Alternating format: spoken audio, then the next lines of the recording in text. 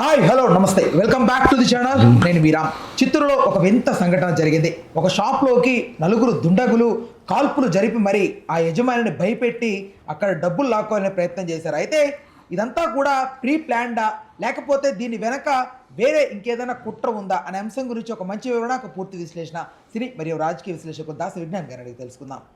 నమస్తే అన్న. నమస్తే. సో చిత్తూరులో జరిగింది.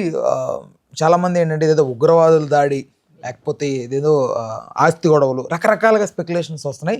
అసలు ఎవరి దొంగలు నిజంగా మన ఆంధ్ర వాళ్ళ బయట వాళ్ళ ఎందుకు ఇలా చేశారు? ఈ కాలంలో కూడా ప్రజెంట్ ఈ సిచ్యువేషన్లో కూడా కాల్పులు జరిపేంతగా కూడా సినిమాటిక్ లెవెల్లో అంత ఏంటి అసలు దీని వెనక ఉన్నటువంటి మిస్టరీ ఏంటి? చిత్తూరులో ఎస్ఎల్వి ఫర్నిచర్స్ ఉండింది, చాలా పెద్దది. పెద్ద పెద్ద మంచి మంచి సోఫాలు తయారు చేస్తాము, డైనింగ్ టేబుల్స్ ఇవన్నీ చేస్తాము, ఇంటీరియర్స్ కూడా వాళ్ళే చేస్తారు, వాల్ పేపర్స్ లాంటివి, ఫాల్ సీలింగ్స్ అండ్ ఆ వుడ్ వర్క్ అన్నీ A to Z ప్యాకేజ్ ఒప్పుకున్నారు. లైక్ అండ్ ఫర్నిచర్ స్టోర్స్ చాలా పెద్దది. వాళ్ళు ఏం చేశారు, ఇన్స్టా పేజ్లో మామూలుగా ఈ ఇన్ఫ్లుయెన్సర్స్ ఉంటారు కదా, అక్కడికి వెళ్ళి అది ఇక్కడికి వెళ్ళి ఇవి చూపించడం, అలా అది చూపించారు. వీళ్ళది మొత్తం ఎస్ఎల్వి ఫర్నిచర్స్ కవర్ చేసి చూపిస్తే అది బయట నుంచి దొంగలు, యాక్చువల్ కర్ణాటక బేస్డ్ ఒక దొంగల ముఠా ఉండింది. చిత్తూరు మీద పడ్డారు వాళ్ళు, లైక్ చెడ్డీ గ్యాంగ్ లాంటి వాళ్ళు. ఓ టైప్ ఆఫ్ గ్యాంగ్, 6 members. వీళ్ళ దగ్గర గన్స్, బుల్లెట్స్ ఉంటాయి, రబ్బర్ బుల్లెట్స్. డమ్మీ వావి బేబే డమ్మీ కాదమ్మా, అదేంటిది కాలిస్తే కాలు నొప్పి లేస్తుంది కానీ మనిషి ప్రాణాలు పోయేంతగా అది కాదు. బట్ ఒరిజినల్ కంటే కూడా రబ్బర్ బుల్లెట్స్ బేసికల్లీ, అంటే గాయపరిచేవే చెప్పాలంటే.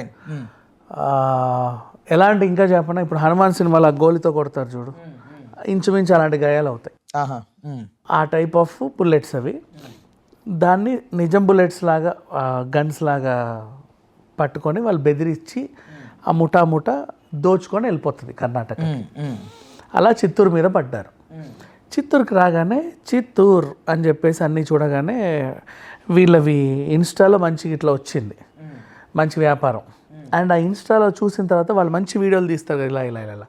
ఓనర్ అక్కడెక్కడో కూర్చుంటాడు, ఈ సముదాయం ఎలా ఉంటుంది ఇవన్నీ చూసుకున్నారు. వాళ్ళకి ఫోన్ చేశారు, ఇట్లా మాకు మీరు C షేప్లో సోఫా కావాలి, ఎల్ కాదు C, ఇట్లా రౌండ్. దానికి మళ్ళీ మీరు ఇటువైపు నుంచి కూడా అదేంటిది, ఇప్పుడు టోటల్ 7 seaters బేసిక్ ఎలా ఉంటాయి, ఎల్ షేప్ వస్తుంది, +1+1+1. అట్లా కాకుండా C షేప్లో చేసి దానికి అలా క్రాస్గా ఏదో చేయమని అడిగారు. వీళ్ళు కూడా ఆనందం తట్టుకోలేక పిలిచేస్తారు, మంచి కస్టమర్ దొరికాడు, ఎంత పెద్ద కంపెనీయో వీళ్ళది. ఓ టేస్ట్గా అడుగుతున్నాడు అంటే అక్కడ ఇంకా చాలా పని ఉంటుంది. వీళ్ళే ఇంటీరియర్స్ కూడా మేమే చేస్తాం, ఫాల్ సీలింగ్ మేమే చేస్తాం, మీరు ఆఫీస్ ఎక్కడంటే కొత్తదండి ఇలా కన్స్ట్రక్షన్ అది ఇదని చెప్పారు. ఇదంతా అయిన తర్వాత ముఠా వచ్చింది. చెప్పండి అని అడిగితే మేము ఇలా చేస్తాం, అలా చేస్తాం, ఇలా చేస్తామని అన్నారు. ఇన్ని పరిచయం చేసుకొని నెక్స్ట్ మీ గోడౌన్కి వెళ్దాం అన్నారు. అట్లీస్ట్ అడ్వాన్స్ కూడా తీసుకోలేదా? మామూలుగా ఎంత పెద్ద పని అసలు తీసుకోరు. బేసికల్లీ మనకి కస్టమర్ రావడమే దేవుడు లాగా వాళ్ళకి. అప్పుడే వెంటనే అడ్వాన్స్లు అడిగితే మళ్ళీ వీళ్ళు ఎక్కడ పోతారో అని కూడా వాళ్ళు అడగరు, బాగా కన్విన్స్ చేసుకుంటారు. గోడౌన్ ఎక్కడ మీది ఇంకా ఉన్నాయంటే పెద్ద గోడౌన్ అంటే అక్కడే తయారు చేస్తారు, ఇది ఇదేనే. ఓహో, అక్కడ నుంచి మాల్ ఇక్కడికి వస్తుంది. సో ఈ తయారు చేసే దగ్గరికి వెళ్ళకూడదు, ఎందుకంటే అక్కడ తయారు చేసే వడ్రంగి వాళ్ళు ఉంటారు కాబట్టి మనం ఏం చేయలేము. ఓనర్ ఖాళీగా ఉన్నప్పుడు రావాలి. మీరు సండేస్ ఉంటారా? ఉంటామండి మేము బేసికలీ. ఆయన సరే మేము ఒక మంచి హాలిడే మీరు ఖాళీగా ఉన్నప్పుడు చెప్పండి, నాకు హడావిడి లేకుండా, మాది చాలా పెద్దది, మనమే డిస్కస్ చేద్దాం అన్నారు. ఆయన నమ్మి ఒకడే ఉన్నప్పుడు ఎవరిని ఏ పనులు పెట్టుకోకుండా ఈరోజు మీకోసం అన్ని పనులు ఆపుకున్నానండి, చెప్పండి మొత్తం తెరిచి చూపిస్తే మీకు ఏం కావాలి అని చుట్టుముట్టేసి గన్నులతో పెట్టేసి తీరా నీ దగ్గర ఏమేమి ఉంది ఎంతెంత అని బెదిరించారు. బట్ ఇక్కడ ఇంకొక రకం ఏంటి, బట్టల షాప్ అతను ఐ విల్ టెల్ యూ అక్కడికి వస్తావు. ఇతను బెదిరించేసరికి తను మిమ్మల్ని నమ్మాను, ఇంత ఇది చేశారు, మాకు నిజంగా అసలు డబ్బులు ఉండవు, ఇవన్నీ అసలు అమ్ముడు పోవు, అండ్ మాది 1 time బిజినెస్, ఒకసారి ఒక సోఫా కొన్నాడు మళ్ళీ ఎప్పటికో కానీ రాడు, గాలి వ్యాపారం, ఇవన్నీ ఒక్కసారి చేయించుకున్నా అంటే రోజు చేయించుకునేవి కాదు కదా, మీరు రాంగ్ అడ్రస్కే వచ్చారు. కాకపోతే ఒకటి మాత్రం, 2-3 రోజుల నుంచి మనకంటూ ఆ పరిచయం ఉంది కాబట్టి ఫ్రెండ్లీగా ఒక మాట చెప్తా, మా దగ్గర ఈ మధ్య కాలంలో వ్యాపారాన్ని బాగా విస్తరించి ఒకడు ఉన్నాడు, వాడికి ఇక్కడ పుష్ప కిడ్స్ వరల్డ్ అని ఉంది, పేరుకి కిడ్స్ వరల్డే కానీ అందులో అన్ని రకమైనవి అమ్ముతారు, పైగా వాడి అడ్రస్ నాకు బాగా తెలుసు, నేను చెప్తా, నెక్స్ట్ వాడికి పుష్ప ఇది చంద్రశేఖర్ గారు చూసుకుంటారు. ఇది జరిగింది, ఇప్పుడు అర్థమైందా? ఇది యాక్చువల్ జరిగింది. నెక్స్ట్ జిందా స్ట్రీట్లో వీడికి పుష్ప నావెల్టీస్ అని ఒకటి ఉంది, అక్కడ మురళీకృష్ణ అని ఆయన చూసుకుంటాడు. నెక్స్ట్ చర్చ్ స్ట్రీట్లో వీడికి పుష్ప గెలక్సీ అని ఇంకోటి ఉంది, అక్కడ నిర్మల గారు చూసుకుంటారు. నిజంగానే మరి పుష్ప తాలూకు ఇతను బినామీ ఏమో ఎర్రచంద్రం ఎంత డబ్బు సంపాదించి అని చెప్పి డీటెయిల్స్ అన్నీ చెప్పాడు. కానీ అక్కడికి వెళ్తే మురళీకృష్ణ అది పెద్ద ఏముండదు, నిర్మల గారు లేడీ, మళ్ళీ అది పెద్ద ఇదైపోతుంది మీకు. చంద్రశేఖర్ మంచి ఇది, అక్కడికి వెళ్ళండి, మీరు ఆయన్ని బెదిరిస్తా, ఇక్కడ కాదు వాళ్ళ ఇల్లు ఎక్కడో చెబుతా, ఇటు వెళ్ళండి అటు వెళ్ళండి ఫలానా చోట ఇల్లు ఉంటుంది, ఈ టైంకి వెళ్తే ఆయన ఉంటారు, వాళ్ళ నాన్న అక్కడ చూసుకుంటాడు, వాళ్ళ అమ్మ అక్కడ చూసుకుంటుంది, ఈయన వీళ్ళకి సంబంధించి ఇక్కడ ఉంటారు, సోలోగా ఉంటారు, బాగా ఆస్తి. అసలు ఈ మధ్యకాలంలో బ్రాంచ్ల మీద బ్రాంచ్లు తెరిచిన మీరు కనపడరు, కానీ చిన్న చిన్న షాప్సే ఉంటాయి. బట్ బాగా ఉన్నోడయ్యా, మాది కనబడుతుంది ఇంత ఇంత ఉంటుంది కానీ ఏమీ ఉండదు ఇక్కడ, మీరైతే అటు వెళ్ళండి అని చెప్పగానే ఓకే సార్ థ్యాంక్ యూ బాగా చెప్పారు, మరి ఎవరు చెప్పకండి ఈ విషయాన్ని, ఇంతతో వదిలేయండి. నేను కూడా ఏమనలే, మీ వ్యాపారం మీది మా వ్యాపారం నాదని అండర్స్టాండింగ్కి వచ్చారు వీళ్ళు. ఈ అండర్స్టాండింగ్కి వచ్చిన తర్వాత వాళ్ళు అదే పనిగా థ్యాంక్ యూ మంచి లీడ్ ఇచ్చారు, ఇంకేమన్నా లీడ్స్ ఇవ్వండి అని అడిగారు. బాబు ఇంకో దండం, నాకు తెలిసిందైతే ఇంకా నాకు ఎక్కువ తెలియదు, చూసుకోండి. వెళ్ళాడు. ఈ ఎస్ఎల్వి ఫర్నిచర్ ఆయన చెప్పినందుకు ఆ చంద్రశేఖర్ దగ్గరికి వెళ్ళాడు. ఎస్ఎల్విలో సుబ్రహ్మణ్యం అని ఒక ఆయన ఉంటాడు, అండ్ భవన్ జైన్ అనుకుంటా ఇంకొక ఆయన ఒక అతను ఉంటాడు, భజనో ఏంటో ఏం పేరో, ఇట్లా కొంతమంది ఉన్నారు. అందులో వీళ్ళకి మురళీకృష్ణ కొంచెం ఫ్రెండ్లీగా ఉండేవాళ్ళు వీళ్ళు. ఆ పిల్లోడు బాగా ఎదుగుతున్నాడు, ఈ మధ్యకాలం కార్లు బాగా కొంటున్నారు, పిల్లల్ని మంచి స్కూల్లో జాయిన్ చేపిస్తున్నారు, అసలు బాగా రిచ్ ఆ ఏరియాలో పుష్పలాగా. చెప్పి వెళ్ళమంటే వీళ్ళు అదే పనిగా ఇంటికి వెళ్ళి కదిలితే కాల్చి పాడేస్తా, టిషా అందరు రండి, ఎంతున్నాయి ఇంట్లో మొత్తం ఆడబెట్టండి అని వీళ్ళు సినీ ఫక్కీలో వెళ్ళారు. వీళ్ళు వెళ్ళేది రాంగ్ టైంకి వెళ్ళారు. చంద్రశేఖర్ పైన డ్రెస్ మార్చుకుంటున్నాడు, అంటే తినడం అయింది, నెక్స్ట్ పోవాలి షాపును ఉద్ధరించడానికి, ఆయన పైన ఉన్నాడు. కింద హడావిడిగా వాళ్ళ ఆవిడ ఆ టైంలో వంట గింట చేసేటప్పుడు వీళ్ళు హడావిడి చేస్తే పైనుంచి చూసి ఓహో ఇదా కథ అని చెప్పి చాకచక్యంగా పోలీసులకు ఇన్ఫార్మ్ ఇచ్చేసాడు. ఏదో గోడ దూకి ఇన్ఫర్మేషన్ ఇచ్చేసి లైవ్ లొకేషన్ పెట్టి ఫోన్ అక్కడ పెట్టేశారు వాళ్ళకి ఆన్ చేసి. ఇక తర్వాత ఈయన కిందికి రావడం, లేదు ఇలాంటి అలాంటి ఇది జాగ్రత్త అది ఏదేదో చెప్తా గందరగోళం చేసేసాయి. టైంకి వితిన్ 10-15 మినిట్స్ లోపే వీళ్ళు వచ్చేసారు పోలీసులు వచ్చి మరి మొత్తం ఇల్లంతా రౌండప్ చేసి ఆక్టోపస్ టీం వచ్చింది. అవును వచ్చి అంటే వాళ్ళ దగ్గర గన్స్ ఉన్నాయి, మరి పట్టుకునే వరకు తెలియదు అది గన్స్లో ఏమీ లేదని, ఏదో మంచి బుల్లెట్సే అనుకున్నారు. పట్టుకొని చాలా చాకచక్యంగా వీళ్ళని పట్టుకొని 6గురిని అదుపులోకి తీసుకున్నారు. 6గురు ఇట్లా ఎక్కడి నుంచి వచ్చారా మీరు, కర్ణాటక నుంచి, మీరు ఏమైనా ఉగ్రవాదుల తీవ్రవాదుల అబ్బాయి ఏం లేదని చేసి దోపిడీ దొంగలు ఎలా దోపిడీ చేస్తాడు, ఈ రబ్బర్ బుల్లెట్ అండి ఏమి లేదు, వాళ్ళు వెళ్ళి బెదిరిస్తాము, ఈలోపు వాళ్ళే మమ్మల్ని ఏం చేయకుండా నన్ను ఎక్కడ ముట్టలు పెడతారు, ఇది మా రెగ్యులర్ వ్యాపారం అని చెప్పాడు.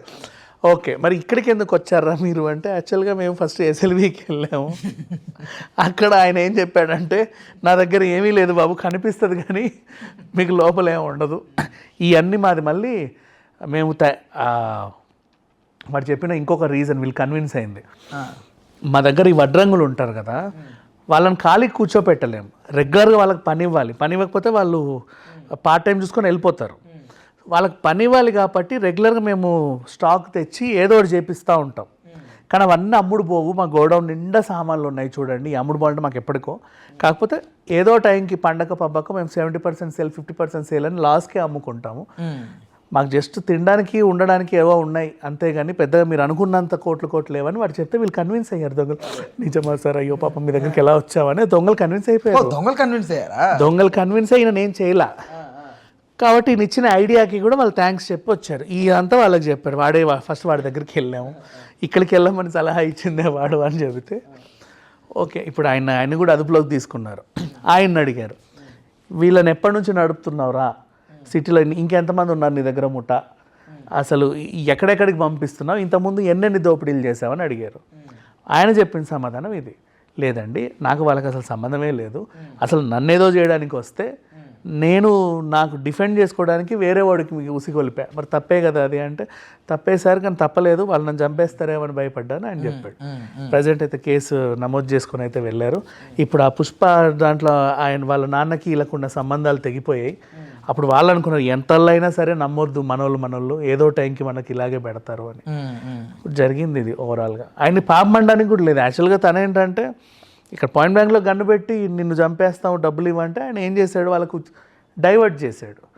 ఆ డైవర్షన్ కాస్త తెలిసిన వాళ్ళకి చేసేసరికి ఇక్కడ. కానీ ఇప్పుడు డైవర్షన్ చేసిన తర్వాత ఒక పీరియడ్ ఆఫ్ టైం ఉంటుంది, వాళ్ళు వెంటనే పెట్టంగా టకటక వెళ్ళిపోయి టకటక గన్ను పెట్టలేదు. లేదు వీళ్ళు ఏంటంటే కిరాయి టీము 1 వీక్ ఒక సిటీకి వచ్చారంటే 1 వీక్లో మొత్తం ఉడిచుకెళ్ళిపోవాలి.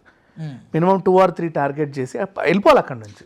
వచ్చినప్పుడు వాళ్ళకి ఏంటంటే ఒక ఇంటెలిజెన్స్ అనేది, లేకపోతే ఒక ఇన్ఫర్మేషన్ అనేది, ఒక బజ్ అనేది ఏదో ఒక రకంగా వాళ్ళకి తెలుస్తుంటుంది. పోలీసు ఇప్పుడు చాలా ఇంటెలిజెన్స్గా ఉన్నారు కాబట్టి. సో అది ఎలాంటి తెలియకపోవడం అనేది ఫస్ట్ ఎక్కడో కొడుతోంది. నెక్స్ట్ థింగ్ ఏంటంటే ఇతన్ని బెదిరించారు. ఇతన్ని బెదిరిస్తున్న టైంలో అక్కడ సీసీటీవీ ఉంటుంది, వాట్ ఎవర్ ఇట్ మేబీ చాలా రకాలుగా ఉంటుంది, అక్కడే కూర్చుంటారు కాబట్టి షాప్లో. వీళ్ళకి ఇతను ఇన్ఫర్మేషన్ ఇచ్చినప్పుడు వీళ్ళు వెంటనే వెళ్ళరు, ఒక టైం తీసుకుంటారు. ఇతను ఈలోపు అలర్ట్ అయ్యి పోలీసులకు చెప్పేసి ఉండొచ్చు కదా, నన్ను ఎక్కడ చంపేస్తారో అని భయపడ్డాడు. ఎందుకంటే వాడు ఉండేవన్నీ చూపించాడు, వాడి గోడౌన్ చూపించాడు, ఇల్లు చూపించాడు, అన్నీ చూపించాడు. అండ్ మొన్న వచ్చినప్పుడు ఫస్ట్ విజిట్లో వీడే నా కొడుకు, వీడే నా మనవాడు, ఇదేనా అన్నీ చూపించేసాడు. సో ఏ టైంలోనే ఎవరికన్నా ఏదైనా ప్రాణహాని ఉండొచ్చు కదా అని వాళ్ళతో చేతులు కలిపేసాడు. పాపం రాక ఒక కస్టమర్ వస్తే పాపం అంత ఇంపార్టెంట్ ఇచ్చి భోజనం పెట్టి. ఎగ్జాక్ట్లీ అది జరిగింది ఓవరాల్గా. ఆయన డిఫెండే చేసుకున్నాడు కానీ ఆయన డైవర్ట్ చేయడం అయితే తప్పే. ఇంకెక్కడ ఆయన అడ్రస్ లేండి. ఇప్పుడు నిజం ఇంత తెలివి ఉన్నాడు, డైరెక్ట్ ఏసీపీ అడ్రస్సే చెప్పొచ్చు. డన్, ఇది సూపర్. ఇది అక్కడ ఉంటాడయ్యా, ఆయన పేరు రామచంద్రము, జస్ట్ ఏదో అని చెప్పి ఏసీపీ అడ్రస్ డీసీపీ అడ్రస్ ఇచ్చావనుకో, ఆ లోపలికి వెళ్ళి వాళ్ళే దొరికిపోతారు. కాకపోతే ఈ మధ్యకాలం మన ఏసీపీలైనా డీజీపీలైనా నేను డీజీపీ అని బోర్డు మీద పెట్టుకుంటారు కాబట్టి అటు వెళ్ళడానికి వణుకుతారు. ఇంటి ముందు కూడా 4 పోలీస్ మ్యాన్లు 4 కానిస్టేబుల్ ఉంటారు కాబట్టి కష్టం, అటు చెప్పలేడు. సో ఈయనకు వేరే ఆప్షన్ లేక అటు చెప్పి అంటే కూర్చొని మనం అనుకోవచ్చు కానీ రకరకాల స్పెక్యులేషన్స్, బట్ అక్కడ పాపం ప్రాక్టికల్గా ఆయన వాడు అనుభవించింది. ఇక్కడ నాకు ఆయన పాపం అనడానికి కూడా లేదు. నీ చావేదో నువ్వు చావక్క, పక్కింటి వాళ్ళకి ఉసుగొల్పడం కూడా తప్పే చెప్పాలంటే. కానీ ఇక్కడ విషయం ఏంటంటే చంద్రశేఖర్ ఇలా కూడా చేయొచ్చు. నువ్వు చంద్రశేఖర్కే ఫోన్ చేసి లేదా మురళికైనా ఫోన్ చేసి ఇలా వస్తే ఇలా అడ్రస్ ఇచ్చాను, వాళ్ళని ఇంటికి వచ్చే లోపే నువ్వు ముందే పోలీసులకు ఇలా చెప్పి పెట్టుకో, వాళ్ళు రాగానే పట్టేసుకుంటారు. నేను అదే అంటున్నా, ఇలా కూడా చెప్పొచ్చు. నేను అదే అంటున్నా, పోలీసులు కాకపోయినా వాట్ ఎవర్. ఇదంతా పోలీసులు వాళ్ళ ముఠాన్ని పట్టుకుంటే వీడు అన్నారు, ఆయనను పట్టుకుంటే జరిగింది ఇది అని చెప్పాడు. ఇలా ఉంది పరిస్థితి.